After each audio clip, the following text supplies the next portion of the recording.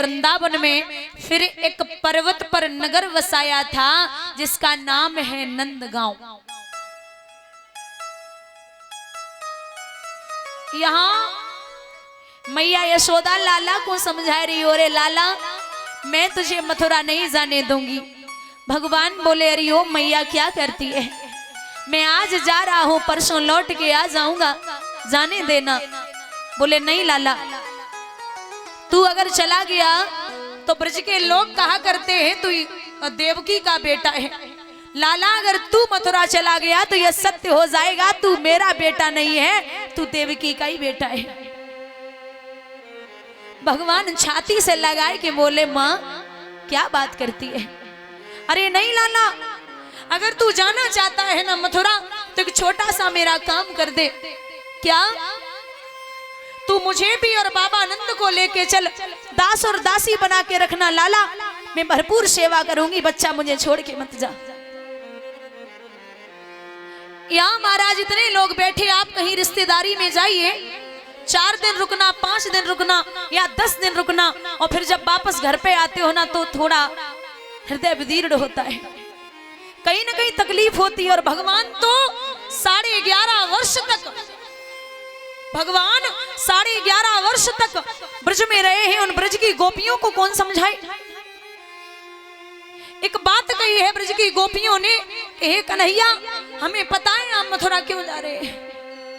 अरे वहां ज्ञानवान धनी पंडित अनेक रहे, यहाँ गोप ग्वाल और गोपियां गमारी हैं, यहाँ घास फूस की बनी झुपड़ियां हैं, वहां संगमरमर के बने महल और अटारी है, यहाँ साग फुवरियों के बने हुए, वहां 56 प्रकार के व्यंजन बनाती सुकुमारी है।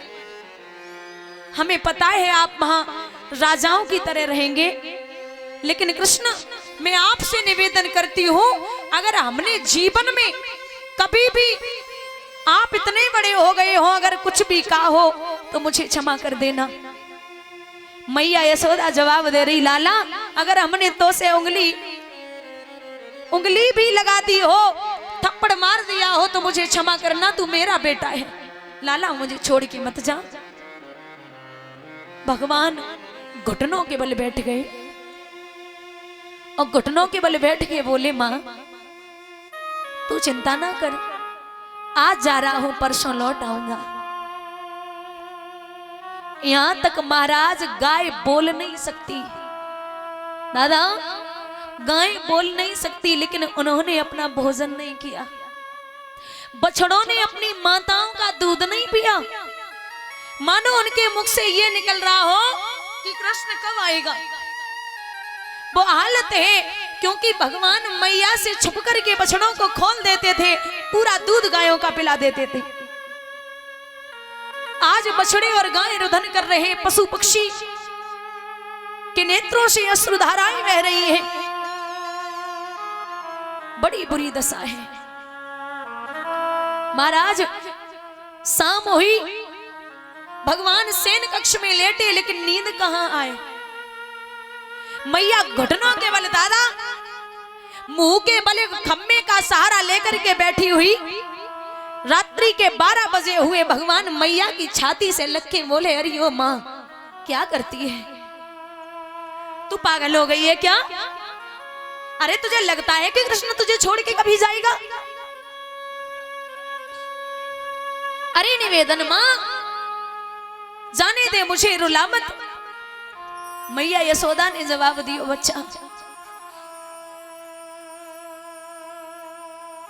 बड़ी मुश्किल से तेरा चेहरा देखा, अरे मैं अपनी छोड़ रही हूं, बाबा नंद ने जीवन में तुझसे कुछ बोल दिया हो, बच्चा वो पिता है, माफ कर देना। अरे ब्रज के लोग कहते थे कि तू बहुत बड़ा छलिया है, लेकिन मैंने कभी नहीं माना क्योंकि तू मेरा बेटा है।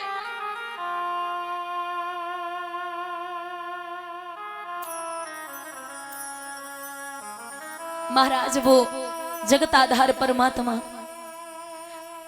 आज घुटनों में सर को देके माँ के सामने बड़े रोए, ए माँ तू मेरी मजबूरी समझ ले, जाना तो है ही, और जिस लिए आया हूं वो मुझे करना ही है। माँ बाबा नंद से भगवान बोले बाबा मैया को समझाइए ना, ये तो मानती नहीं है। माँ का हृदय बड़ा कोमल होता है। दादा जब माँ की बात आई है तो एक बड़ा प्यारा विद्वान उदाहरण देते हैं, ध्यान से सुनना। एक गरीब परिवार, और गरीब परिवार में 20 साल हो गए, पति पत्नी थे, उनकी कोई संतान नहीं थी। तो 20 साल के बाद एक भगवान की कृपा से पुत्र हो गया। बुजुर्ग ध्यान देंगे, जब पुत्र हुआ तो डॉक्टरों ने बोला कि पुत्र तो हो गया है लेकिन इसके एक आंख नहीं है, इसके एक आंख नहीं है। तो मैया ने कहा कोई बात नहीं, आंख ही तो नहीं है लेकिन मेरा कलेजे का टुकड़ा है।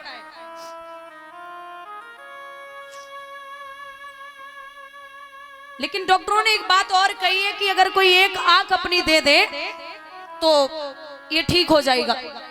पिता ने कहा कि मैं तो नहीं दे सकता, लेकिन माँ तो माँ होती है। माँ ने कहा मेरी एक आंख निकाल लो।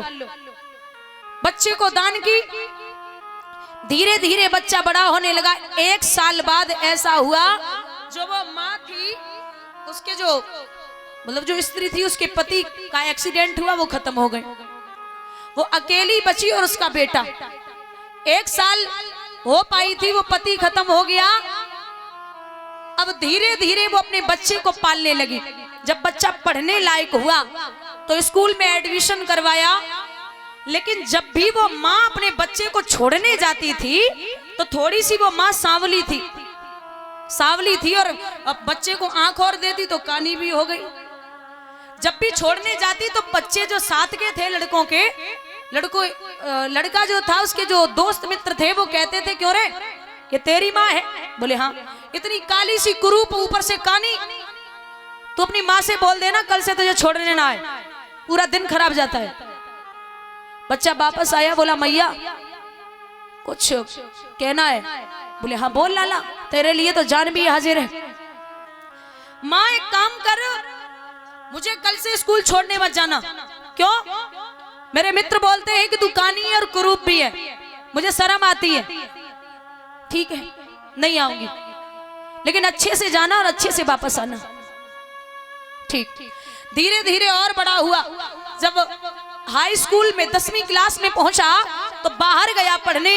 माँ गरीब थी, पहले 2 घर में झाड़ू पोंछा करती, अब 5 घर में झाड़ू पोंछा करने लगी बच्चे को पढ़ाने के लिए। 20,000 रुपए महाराज हर महीने बच्चे के यहाँ भिजवाती। महाराज इंटर किया और बाहर गया। धीरे धीरे समय बीता, बच्चे को खूब पढ़ाया। अंत में जब 2 साल बाद समय बीतने लगा, 2 साल बाद फोन आया कि हे माँ तेरी मेहनत रंग लाई, तेरा बेटा अधिकारी बन गया, तेरा बेटा डीएम हो गया। अरे माँ तो नाचने लगी, अरे मेरा लाला, मेरे जीवन भर की कमाई वो व्यर्थ नहीं गई, मेरा बच्चा डीएम बन गया, अधिकारी हो गया। अब तो मैं खुद कुर्सी पे बैठूंगी, मेरे यहाँ नौकर होंगे, ये होगा वो होगा, बड़े सपने हैं। लेकिन महाराज 1 साल हो गई, बच्चे का फोन नहीं आया। 1 साल बाद फोन आया और सीधा फोन ये आया है माताओं कि मैया तेरे बेटे ने शादी कर ली, तेरे बेटे ने शादी कर ली, बड़े घर की लड़की है, बहुत पैसा मिला है। माँ मैंने सोचा गांव में कौन क्या जाने, तो मैंने यही शादी कर ली, बहुत सुंदर लड़की है। मैया ने विचार करो, चलो लाला डीएम बनेगा तब ना आयो, अब शादी हो गई है तो बहू को लेके आएगा। लेकिन बुजुर्गों याद रखना, 2 साल तक बच्चे का फोन ही नहीं आया। 2 साल बाद फोन आया और जवाब दिया कि माँ तू दादी बन गई, मेरे यहाँ एक बेटा पैदा हुआ है, तू दादी बन गई। अब तो खुशी का ठिकाना नहीं, लेकिन रो रही है, विचार कर रही है कि इतने दिन हो गए लाला घर पे नहीं आया और पता नहीं मेरा नाती कैसा होगा। मैं अपने बच्चे का मुख देख लूं। जो चिट्ठियां डालता था बच्चा, उस चिट्ठी के पते पर माँ चली और दादा जाकर के जब पहुंची तो एक चपरासी खड़ा था बाहर। वो अपने नाती के लिए खिलौने, कपड़े, और बहू के लिए धोती, बच्चे के लिए कपड़े, और खुद फटी हुई साड़ी में मैया वो गठरी बांध के चपरासी के पास खड़ी हो गई। बोली बेटा मुझे साहब से मिलना है। कौन हो? मैं उनकी माँ हूँ। चपरासी हंस के बोला ऐसे रोज आते भिखारी मांगने वाले, 10-5 रुपए ले लो चले जाओ। नहीं नहीं मैं भिखारी नहीं हूँ, अब वो जो तुम्हारे साहब है ना वो मेरे बेटा है, मुझे वही जाने दो। नहीं भरोसा है तो ये लो। चिट्ठी दिखाई, देखा साहब की चिट्ठी है। तो जवाब दिया ये गठरी जो है ना कपड़ों की यही रख दो, जाओ साहब ऊपर होंगे मिल लो जाके। दादा मैया काली सी तो है ही, कुरूप भी है। कमरे में ऊपर पहुंची, नाती पालने में खेल रहा था। माँ ने उठाया और उठा करके दादा सीने से लगाया तो किचन में बहू काम कर रही थी। भागी, बोले अरे महाराज जल्दी आइए बाहर, ये बच्चा चुराने वाली आई है। अरे जल्दी आइए बाहर महाराज, इसे भगाइए यहाँ से, ये बच्चे को चुरा ले जाएगी। साहब बाहर आए। कौन हो तुम? अरे माँ बोली मुझे नहीं पहचाना, जिसने तुझे 10 साल पढ़ाया और इतना काबिल बना दिया, तू बच्चा मुझे नहीं जानता? मैं तेरी माँ हूं। अब साहब थोड़ी बेइज्जती उनको महसूस हुई। साहब की पत्नी ने कहा ये तुम्हारी माँ इतनी काली कुरूप सी और कानी भी है, इनकी आंख भी नहीं है, ये तुम्हारी माँ है? साहब बोले किसने बोला माँ है? ये झूठ बोल रही है। अरे पैसे वैसे लेने आई हो, दे दो निकाल दो। जवाब दिया कैसी बात करता है लाला, अरे इतने दिन हो गए तू मुझे भूल गया? बोले नहीं जानता, चलो यहां से निकलो। महाराज मैया चुपचाप नीचे आ गई। लाला शायद मैं भूल गई, तेरे जैसा ही मेरा बेटा था, वो भी अधिकारी बन गया, तो मुझे लगा कि तू ही है तो मैं आ गई, बच्चा माफ करना, मैं रास्ता भूल गई। महाराज मैया उन्हीं पैरों नीचे आई और आकर के एक चपरासी से पत्र लिखवाया और पत्र लिखवा करके दादा आज मैया वापस फिर गई है जहां साहब रहते थे। वहां एक नीचे कमरा था, पंखा लगा था। साड़ी उतारी, साड़ी की जो किनारी थी उसमें वो चिट्ठी लिखी जो चपरासी से लिखवा के लाई थी। पंखे पर साड़ी टांगी और फांसी लगा ली।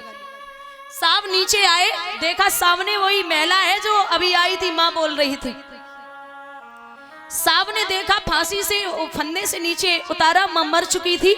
लेकिन जैसे ही साड़ी का पल्लू देखा उसमें जो वो चिट्ठी थी ना, उस पे लिखा था बेटा तू मुझे भूल गया, कोई फर्क नहीं पड़ता, लेकिन बच्चा जो तू अपनी पत्नी के साथ में था मुझे बड़ी खुशी मिली, लेकिन लाला 5 वर्ष हो गए तेरा चेहरा नहीं देखा था, इसलिए आ गई। और जो तू ये कह रहा है ना कि तू कानी है और काली है, अरे बच्चा तेरे एक आंख नहीं थी तो मैंने बचपन में तुझे एक आंख देती, इसलिए मैं कानी हो गई। वो जो चरणों को पकड़ के बच्चा रो रहा है, अरे माँ मैंने तो गजब कर दियो, तूने पूरी जिंदगी मेरे ऊपर डाल दी और मैंने अंत समय में तेरी सेवा भी नहीं कर पाई, मुझे क्षमा कर देना, मेरे जैसा बेटा दुनिया में कोई दूसरा नहीं होगा। अरे मैं इतना अभागा हूं मैया, मुझे माफ कर देना। दादा आप कुछ भी करना, आप जीवन में कुछ भी करना, लेकिन एक विद्वान लिखते हैं माँ बाप से बढ़कर जग में कोई दूजा नहीं खजाना, जिसने तुझे जन्म दिया रे दिल उसका नहीं दुखाना।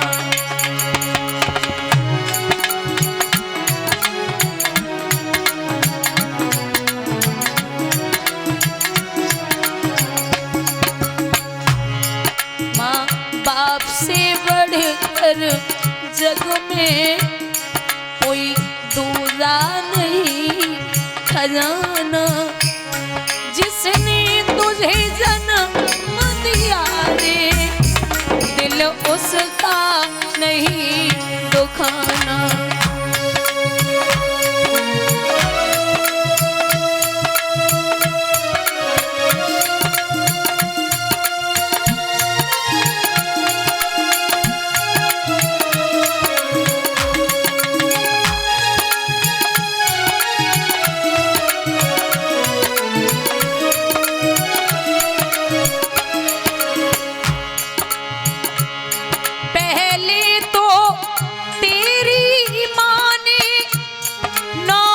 महीने पेट में ढोया।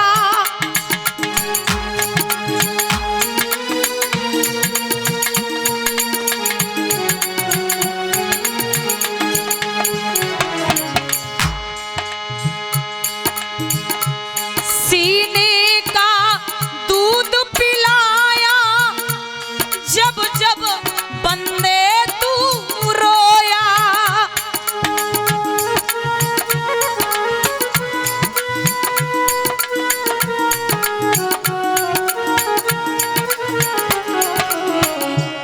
बड़ा कर्ज है तुझ पे माँ का, बड़ा कर्ज है तुझ पे माँ का, तू उसका कर्ज चुकाना जिसने तुझे जन्म दिया रे, दिल उसका नहीं दुखाना।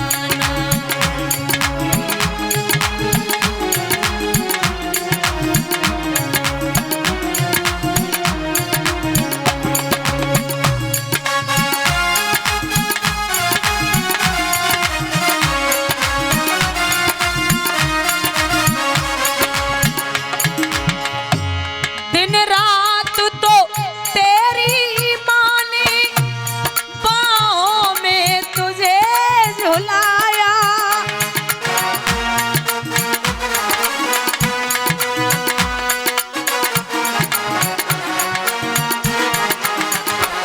खुद गीले में माँ सोई, सूखे में तुझे सुलाया।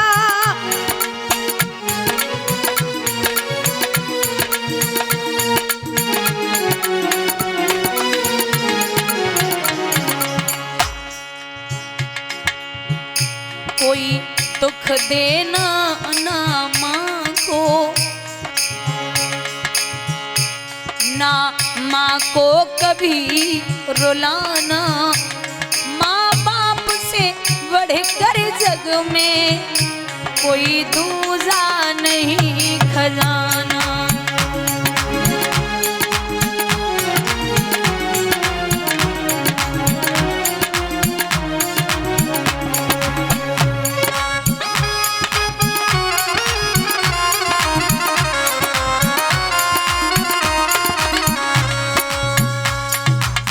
यहाँ माधव बार बार समझा रहे, मैया जल्दी आऊंगा। यशोदा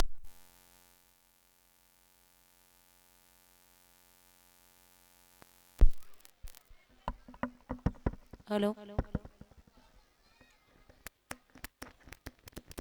हेलो हेलो यशोदा,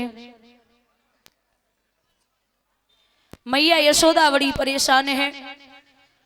सुबह 4 बजे ब्रह्म मुहूर्त में अक्रूर जी के साथ में कृष्ण और बलराम रथ पे बैठे हैं। दादा राधा रथ के आगे वाले पहियों से लेट गई। गोविंद अगर जाना चाहते हो तो चले जाओ, लेकिन ये रथ मेरे ऊपर से निकाल लो। भगवान बोले कैसे पागलों जैसी बात कर रही हो। उठाए के भगवान ने गले से लगाई, हो पगली आज जाता हूं, जल्दी लौट के आऊंगा। राधा ने जवाब दिया, कृष्ण आपको शायद पता नहीं है कि मैं आपसे कितना प्रेम करती हूँ। अरे मैं इतना प्रेम करती हूँ, कभी देख लेना, गोपियों से पूछ लेना। यमुना के किनारे एक बार राधा ने कृष्ण की प्रतिमा बनाई, पूरी मिट्टी की प्रतिमा बना दी, लेकिन भगवान के पैर नहीं बनाए। लोगों ने पूछा कि पैर क्यों नहीं बनाए, तो राधा ने जवाब दिया कि ओरियाली ये इतना बड़ा छलिया है, अगर हमने जाके मिट्टी के पैर बनाए दे तो जो यहाँ से भाग जावेगो, मैं खतरा कभी मोल नहीं ले सकती। बोलिए गोविंद भगवान की। अभी कैप्टन अभरण सिंह गुर्जर जी शास्त्री जी का स्वागत करना है। अभी वो मंच पर आए, शास्त्री जी का स्वागत करें। कैप्टन अभरण सिंह गुर्जर।